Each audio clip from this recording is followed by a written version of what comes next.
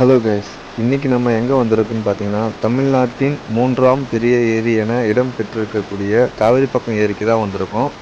இங்கே நம்ம இன்றைக்கி எதுக்கு வந்தோம்னு பார்த்தீங்கன்னா, இங்கே என்னென்ன என்ஜாய் பண்ணலாம், எப்படிலாம் ஜாலியாக இருக்கலாம் அப்படின்றதையும் சொல்ல போகிறேன். இங்கே என்னென்ன இருக்குதுன்றதையும் சொல்ல போகிறேன். அதை தவிர்த்து இந்த ஏரியோடைய முழு கதையும் சொல்ல போகிறேன். வாங்க இப்போ வீடியோக்குள்ளே போகலாம். Hello guys, welcome to AK தமிழன் பிளாக்ஸ். இப்போ நம்ம எங்கே இருக்குன்னு பார்த்தீங்கன்னா, காவிரிபத்தி ஏரி மதகு ரொம்பி போயிட்டு இருக்குதுன்னு சொன்னாங்க. அங்கே பார்க்க போகிறோம். அந்த வியூ எப்படி இருக்குன்றத கொஞ்சம் பாருங்க ஜி.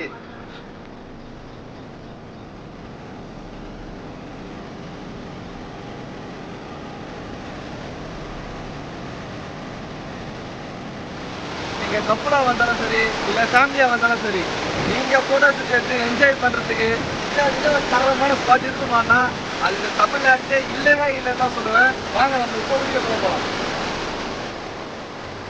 கைஸ், நீங்கள் இந்த இடத்துக்கு வரணும்னா கூகுள் மேப்பில் போயிட்டு காவேரிப்பாக்கம் லேக் அப்படின்னு கரெக்டாக டைப் பண்ணினாலே உங்களுக்கு எக்ஸாக்ட் லொக்கேஷன் காட்டுறோம்.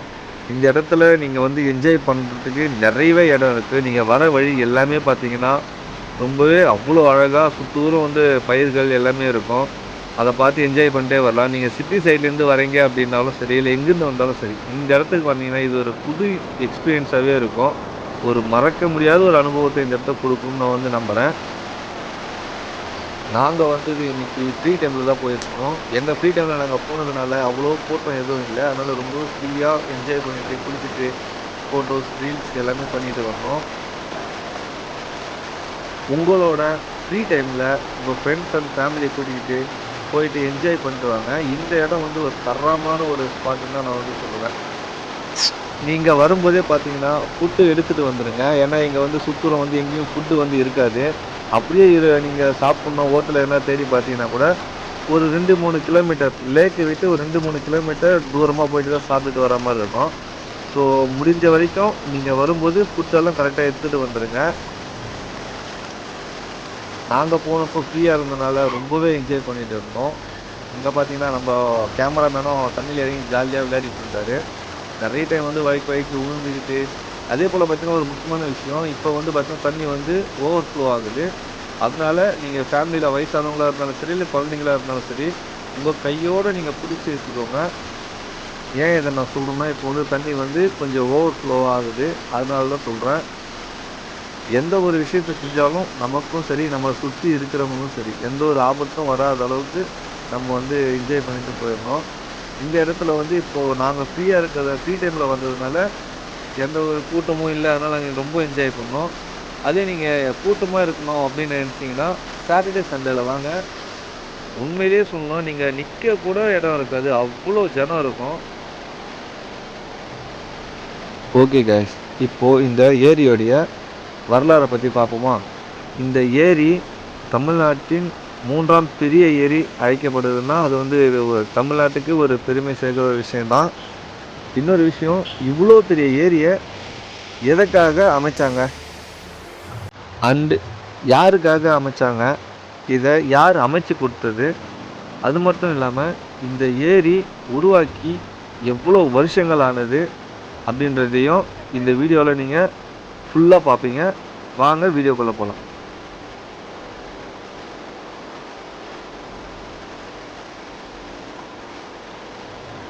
முதல்ல இந்த ஏரியை எதுக்காக இவ்வளோ பெரிய ஏரியா அமைச்சாங்கன்றதை பற்றி தெரிஞ்சுப்போமா?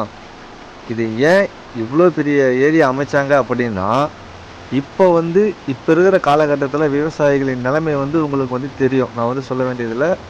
ஆனால் முந்தைய காலத்தில் விவசாயிகளுக்கு அவ்வளோ மதிப்பு இருந்தது, அவ்வளோ ஒரு முன்னுரிமை இருந்ததுனால இந்த ஏரியை உருவாக்கின முழுக்க ஒரு காரணம்னு பார்த்தீங்கன்னா விவசாயம் மட்டும்தான். இதை விவசாயிகளுக்காக மட்டுமே இவ்வளோ பெரிய ஏரியை அமைச்சு கொடுத்துருக்காங்க. அது யாருன்னு தெரிஞ்சுக்கணும்ல, வீடியோ ஸ்கிப் பண்ணாமல் பாருங்கள். அது யாருன்றது சொல்கிறேன். அது யாருன்னு தெரிஞ்சுக்கிறதுக்கு முன்னாடி நம்ம சேனல் நீங்கள் புதுசாக இருந்தீங்கன்னா சப்ஸ்கிரைப் பண்ணுறேங்க. இந்த வீடியோ பிடிச்சிருந்தா மறக்காமல் லைக் பண்ணுங்கள், ஷேர் பண்ணுங்கள், கமெண்ட் பண்ணுங்கள். அண்டு சப்ஸ்கிரைப் பண்ணிவிட்டு நோட்டிஃபிகேஷன் ஆனில் போட்டுருங்க. அப்போ தான் நம்ம போகிற ஒரு வீடியோவும் முதல்ல தான் நீங்கள் பார்க்க முடியும். இனிமேல் நம்ம சேனலில் பார்த்தீங்கன்னா என்டர்டைன்மெண்ட் வீடியோ அது கூடயும் சேர்த்து இந்த மாதிரியான புது இடங்களுக்கு போயிட்டு அந்த இடத்துல நடக்கிற விஷயத்தை அனுபவித்து அங்கே நாங்கள் எக்ஸ்பீரியன்ஸ் பண்ணது எதுவாக இருந்தாலும் சரி, அது நல்லதாக இருந்தாலும் சரி, கெட்டதாக இருந்தாலும் சரி, அதை வந்து நாங்கள் உங்கள்கிட்ட சொல்ல போகிறோம். அதுக்கப்புறம் பார்த்தீங்கன்னா நம்ம ப்ராங்க் வீடியோ வந்து பண்ண ஸ்டார்ட் பண்ண போகிறோம். அதுக்கான ஒரு சில ப்ராசஸ் தான் போயிட்டுருக்கு. இதெல்லாம் முடிஞ்ச உடனே நம்ம சேனலில் இதுக்கப்புறம் கண்டினியூவாக வந்து வீடியோஸ் வந்து அப்லோட் பண்ணுவோம். இனிமேல் நம்ம சேனலில் வர ஒரு வீடியோவையும் நீங்கள் வாட்ச் பண்ணுங்கள். உங்களுக்கு பிடிச்சிருந்தா உங்கள் ஃப்ரெண்ட்ஸ் அண்ட் ஃபேமிலிக்கும் ஷேர் பண்ணி விடுங்க. வீடியோவை ஸ்கிப் பண்ணாமல் பாருங்கள். நாங்கள் தேடி பார்த்ததில் இந்த ஏரி சுமார் 650 வருஷங்களுக்கு முன்னாடி அப்போது ஆட்சி செய்த பல்லவ மன்னனான 3ஆம் நந்திவர்மன் அவர்களால் இதை முழுக்க முழுக்க விவசாயிகளின் நலனுக்காக மட்டுமே அமைச்சு கொடுத்ததாக நாங்கள் தேடி பார்த்ததில் எங்களுக்கு தெரிஞ்சுது. நாங்கள் தேடினது கூகுளில் தேடி பார்த்தோம். ஸோ இப்போது அந்த ஸ்க்ரீன்ஷாட்டை நான் உங்களுக்கும் காட்டுறேன், பாருங்கள்.